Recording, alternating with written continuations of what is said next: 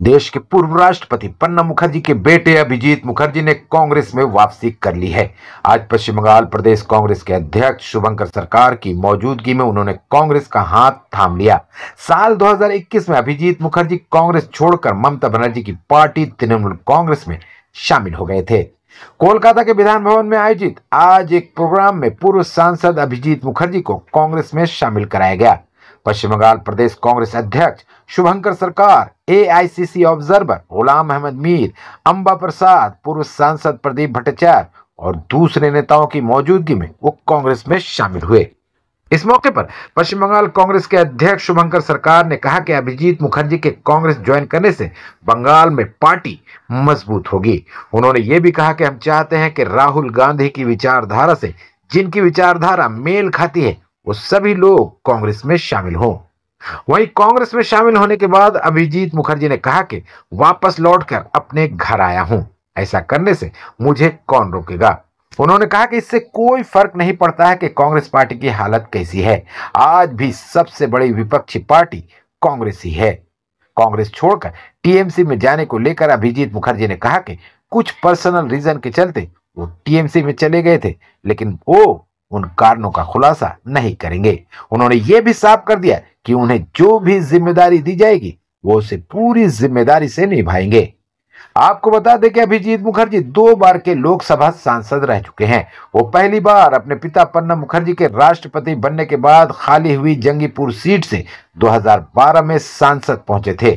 उसके बाद 2014 के लोकसभा चुनाव में भी अभिजीत मुखर्जी जंगीपुर सीट से ही सांसद चुने गए थे, लेकिन 2019 में वो चुनाव हार गए। टीएमसी नेता खलीलुर रहमान ने उन्हें चुनाव में हरा दिया था। अभिजीत मुखर्जी साल 2021 में कांग्रेस छोड़कर टीएमसी में शामिल हो गए थे। पिछले साल हुए लोकसभा चुनाव के नतीजों के बाद से ही अभिजीत मुखर्जी कांग्रेस का समर्थन करते हुए नजर आ रहे थे। जून 2024 में ही अभिजीत मुखर्जी ने कांग्रेस में शामिल होने की इच्छा जाहिर करते हुए पार्टी लीडरशिप से मुलाकात का वक्त मांगा था। सर्वभारतीय एआईसीसी कांग्रेस प्रेसिडेंट আমাদের প্রেসিডেন্ট সাথে সাহেব গত জুন মাস ওনার সঙ্গে দেখা করে আমি ইচ্ছা প্রকাশ করেছিলাম। অনেক দিন ধরেই আমরা কথাবার্তা চলছিল, কিন্তু বিভিন্ন কারণে কখনো ইলেকশন, যিনি ইনচার্জ তিনি নিজে ইলেকশন লড়েছেন, আমার ডান দিকে বসে আছেন, বিভিন্ন কারণের জন্য ডিলে হয়ে গেল। আর আজকে আমার বলতে পারেন কংগ্রেস পার্টিতে বা রাজনীতিতে দ্বিতীয় জন্মদিন হলো। এর আগে আমি জয়েন করেছিলাম এই জায়গাতেই, ডক্টর মানস ভূঁইয়া ছিলেন তখন প্রেসিডেন্ট, প্রদীপ দা ছিলেন সিনিয়র লিডার, আমাদের এমপি সাহেব। খুব সম্ভবত 11ই মার্চ 2011। কিছুদিনের জন্য আমি ছিলাম না, সেটা বলতে পারেন যারা সরকারি চাকরি করেন বা কর্পোরেটের সঙ্গে যুক্ত আছেন, স্যাবাটিক্যাল লিভ ধরে রাখুন। আমি কংগ্রেস থেকে স্যাবাটিক্যাল লিভে ছিলাম।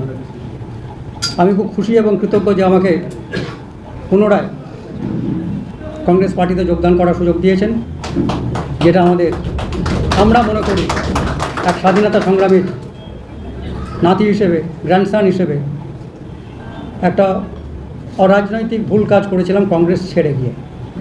আমি তার জন্যে ক্ষমা চাইছি।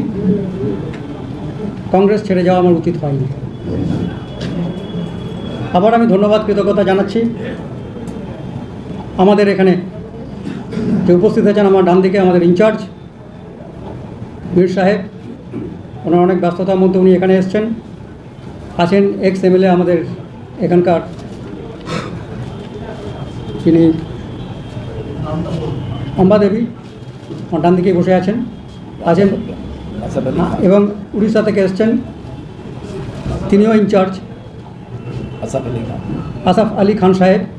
আছেন আমাদের সিনিয়র দাদা প্রদীপ দা, আছেন ছোটো ভাইয়ের মতো কিন্তু বর্তমানে লিডার, আমাদের সবারই লিডার প্রেসিডেন্ট শুভঙ্কর বাবু। আর যে 3 জনের জন্যে আজকে আমার কংগ্রেস আসা সম্ভব হলো, ম্যাডাম সোনিয়া গান্ধীজি, রাহুল গান্ধীজি এবং প্রিয়াঙ্কা গান্ধীজি। এরা সাপোর্ট না করলে হতো না। আজকে আমি একটা কথাই বলতে চাই যে দিল্লির ইলেকশন প্রমাণ করে দিয়েছে যে কংগ্রেসের কোনো বিকল্প সারা ভারতবর্ষে নেই। ভারতবর্ষের প্রতিটা গ্রামে, প্রত্যেকটা অঞ্চলে একটা না দুটো কংগ্রেসের সমর্থক পরিবার আছে। আমার নতুন দায়িত্বের মধ্যে যদি আমাকে যে দায়িত্বই দেবেন সেটা তো পালন করবই। আমার কাজ হবে প্রত্যন্ত অঞ্চলে গিয়ে যারা কংগ্রেসের সঙ্গে যুক্ত ছিলেন বা ছেড়ে চলে গেছিলেন, আমি যেমন চলে এসেছি, তারাও আমার অনুরোধ থাকবে আপনাদের মাধ্যমে তাদের জানাচ্ছি এবং নেতাদের পারমিশন নিয়ে যে তারা সব ফেরত আসুন, রেসপেক্টিভ জায়গায় জয়েন করুন। কারণ কংগ্রেস ছাড়া ভারতবর্ষে সকলকে একভাবে রাখা, সকলকে নিয়ে চলা, জাতি ধর্ম নির্বিশেষে আর কোনো দল সেটা করতে পারে না, তা পারবেও না। বারবার সেটা প্রমাণিত হয়েছে। দিল্লির ইলেকশন আবার সেটা প্রমাণ করলো যে কংগ্রেসের সাপোর্ট ছাড়া সাধারণভাবে কেউ আগে বাড়তে পারে না। সকলে ভালো থাকুন। জাতীয় কংগ্রেস জিন্দাবাদ, রাহুল গান্ধীজি জিন্দাবাদ, সোনিয়া গান্ধীজি জিন্দাবাদ, প্রিয়াঙ্কা গান্ধীজি জিন্দাবাদ, খাড়গে সাহেব জিন্দাবাদ, আমাদের প্রেসিডেন্ট সাহেব জিন্দাবাদ, শুভঙ্কর মীর সাহেব জিন্দাবাদ, আম্বাদেবী জিন্দাবাদ, আসিফ জিন্দাবাদ, রাহুল গান্ধীজি জিন্দাবাদ এবং প্রদীপ দা, সবাই যারা আছেন সকলকেই আমি আমার যথাযোগ্য শ্রদ্ধা প্রণাম জানাচ্ছি। জানিয়ে আমার বক্তব্য শেষ করুন। সবাই ভালো থাকুন। বন্দে মাতরম। আপনারা জানেন আমাদের দল থেকে বিধায়ক হয়েছিলেন, সাংসদ হয়েছিলেন, প্রদেশ কংগ্রেসের সাধারণ সম্পাদক ছিলেন। তিনি আজকে আমাদের দলে নতুনভাবে যুক্ত হচ্ছেন। অভিজিৎ মুখার্জি, তার আরেকটি পরিচয় আছে, তিনি প্রণব মুখার্জি মহাশয় তার পুত্র।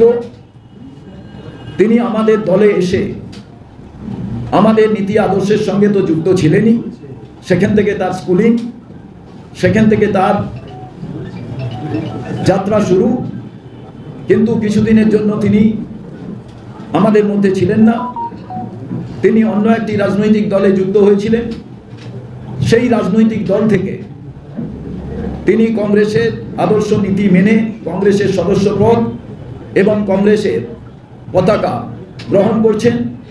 আমাদের সর্বভারতীয় সভাপতি শ্রদ্ধেয় মল্লিকার্জুন খড়গেজির তারই নির্দেশে এবং জননায়ক রাহুল গান্ধীর চলার পথকে পাথেয় করে আজকে প্রদেশ দপ্তরে তিনি কংগ্রেসের আগামী দিনের সমস্ত কিছুর সঙ্গে যুক্ত হওয়ার জন্য এখনই কংগ্রেসের সদস্যপদ গ্রহণ করবেন, পতাকা গ্রহণ করবেন। তার আগে আমি সর্বভারতীয় কংগ্রেস কমিটির সাধারণ সম্পাদক, আমাদের এই রাজ্যের যিনি আমাদের চালনা করার জন্য সর্বভারতীয় কংগ্রেস কমিটির থেকে তার উপরেই সমস্ত দায়িত্ব, মীর সাহেবকে আমি আপনাদের সামনে কয়েকটি কথা বলে, অভিজিৎ মুখার্জি আপনাদের সামনে বলবেন, বাকি সবাই তাদের কথা বলবেন এবং আপনাদের প্রশ্নোত্তর নেবেন এবং আমাদের মেম্বারশিপ ফর্মটাকে ভরা, তার সঙ্গে সঙ্গে পতাকা তার হাতে অর্পণ করা। এবং আমি মনে করি আগামী দিনে কংগ্রেসের যাত্রাপথে বাংলার মানুষের স্বার্থে আজকের এই জয়েনিং, এই যোগদান নিশ্চিতভাবে বাংলার মানুষের জন্য লড়াই করার ক্ষেত্রে কংগ্রেসের এক বড় পদক্ষেপ। আমি স্বাগত জানাই অভিজিৎ মুখার্জিকে।